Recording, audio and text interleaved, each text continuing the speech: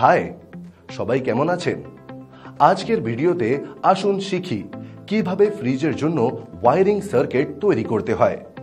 উদ্দেশ্য, এই ভিডিও শেষে আপনি সক্ষম হবেন প্রথম, রেফ্রিজারেটর সিস্টেমে ইলেকট্রিক্যাল ওয়্যারিং সার্কিট চেক করুন। আসুন এই অনুশীলনটি করার জন্য প্রয়োজনীয় সরঞ্জাম এবং সরঞ্জাম সংগ্রহ করি। Trainers tool kit 1 set, line tester 1টি, nose plier, test cords 5 metre, test lamp 1টি, সোল্ডারিং আয়রন 1টি, মাল্টিমিটার 1টি, ক্ল্যাম্প মিটার 1টি, ফিন স্ট্রেটনার 1টি, স্যান্ড পেপার যেমন দরকার।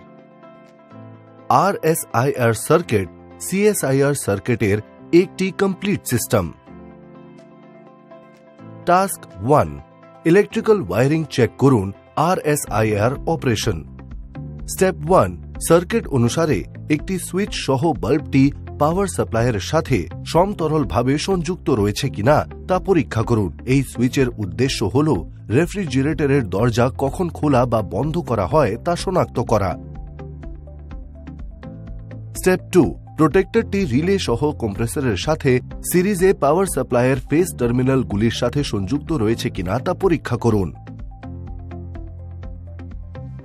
ওভারলোড প্রোটেক্টর কম্প্রেসরের সাথে সিরিজে সংযুক্ত। এটি ইলেকট্রিক্যাল সার্কিটের অংশ যা কম্প্রেসর মোটরকে পাওয়ার সরবরাহ করে।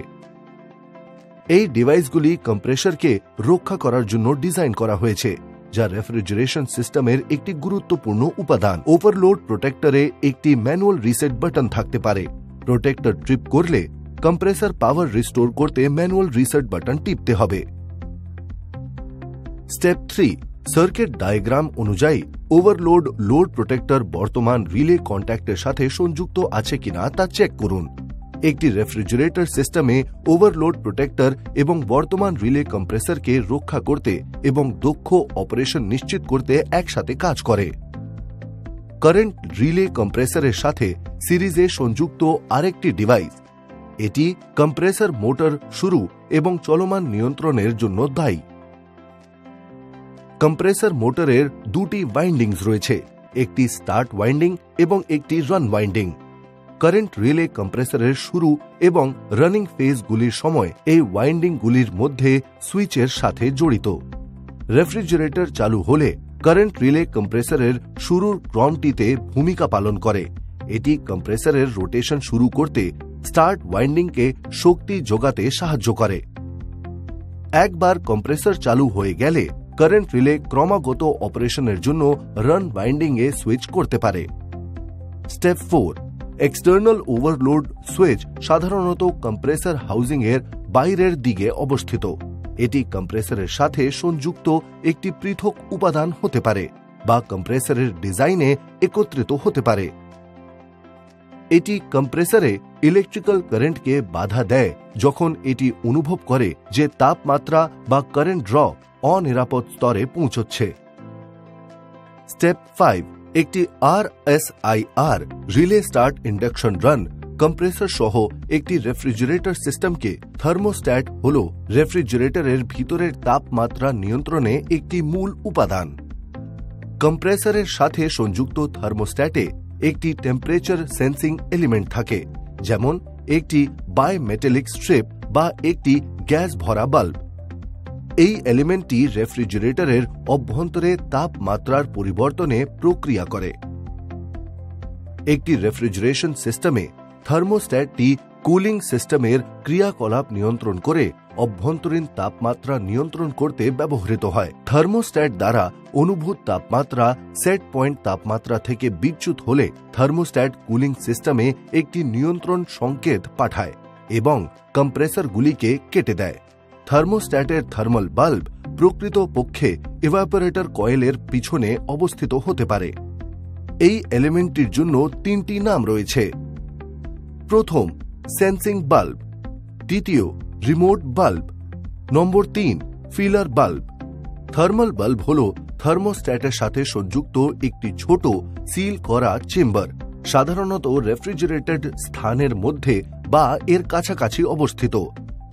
থার্মাল বাল্বের ভিতরে একটি ভোলাটাইল লিকুইড থাকে, যেমন একটি রেফ্রিজারেন্ট বা হাই থার্মাল সেন্সিটিভিটি সহ অনুরূপ পদার্থ। ইলেকট্রিক্যাল ওয়ারিং পরীক্ষা করুন। CSIR operation. Step 1, CSIR capacitor start induction run motor refrigeration সিস্টেমে একটি কন্ট্রোল সুইচ সহ একটি দরজার বাল্ব পাওয়ার সাপ্লাইয়ের সমান্তরালে সংযুক্ত থাকে। স্টেপ 2, থার্মোস্ট্যাট সুইচ এবং কারেন্ট রিলে রেফ্রিজারেটর সিস্টেমে ক্যাপাসিটর স্টার্ট ইন্ডাকশন রান মোটরের সাথে ফেজ টার্মিনাল এবং সিরিজে সংযুক্ত থাকে, যেমন সার্কিট ডায়াগ্রামে দেখানো হয়েছে। স্টেপ 3, CSIR এ একটি মাল্টিমিটার ব্যবহার করে রেজিস্ট্যান্স ভ্যালুস পরিমাপ করে মিটারের স্টার্টিং এবং রানিং ওয়াইন্ডিং চিহ্নিত করুন। স্টেপ 4, নিশ্চিত করুন যে স্টার্টিং ক্যাপাসিটরটি স্টার্টিং বা অক্সিলারি ওয়াইন্ডিং এর সাথে সিরিজে সংযুক্ত রয়েছে। নাম্বার 1, ক্যাপাসিটর একটি কৃত্রিম ফেজ শিফট তৈরি করতে সাহায্য করে, যা মোটরটিকে একটি স্টার্টিং টর্ক তৈরি করতে দেয়। একটি ক্যাপাসিটর ছাড়া একটি সিঙ্গল ফেজ মোটর শুরু হতে ব্যর্থ হয়। নাম্বার 2, একটি ক্যাপাসিটর প্রায়শই মোটরের স্টার্টিং এবং রানিং বৈশিষ্ট্য উন্নত করতে ব্যবহৃত হয়। স্টেপ 5, চেক করুন যে মোটর টার্মিনালে কমন পয়েন্ট সি সিরিজের ওভারলোড প্রোটেক্টরের সাথে সংযুক্ত আছে। রিক্যাপ: এই ভিডিও সেশনে আমরা শিখেছি কিভাবে রেফ্রিজারেটর সিস্টেমে ইলেকট্রিক্যাল ওয়ারিং সার্কিট চেক করতে হয়।